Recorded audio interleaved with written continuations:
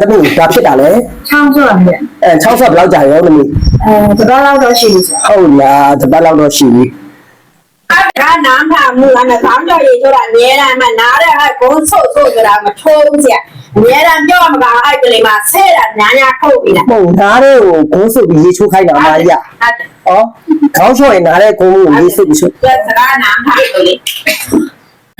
အဆုတ်ထဲရေမဝင်အောင်လို့ချောင်းမဆိုးအောင်လို့ညဘက်ခေါင်းလျှော်ရင်နားထဲမှာဂုံးဆိုးရမလားဆိုပြီးတော့မိကုန်းလေးတွေမိတတ်ကြတယ်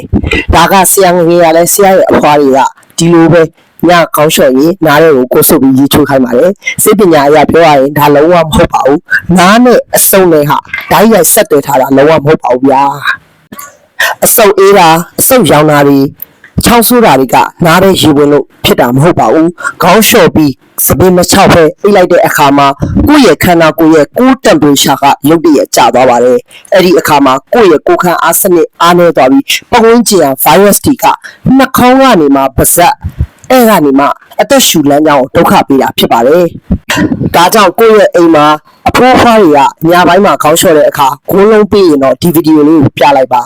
နားထဲကိုဂိုးဆိုးတာထက်စပင်းကိုချအောင်ချက်ချင်းတုပ်ဖို့ကပို့ပြီးတော့အရေးကြီးပါတယ်စပင်းဆုပ်ဆုပ်နဲ့အိတ်တာကိုလုံးဝရှောင်ကျင်ပါဆရာတို့ဒီအလွဲတွေကိုတူတူပြင်ကြရအောင်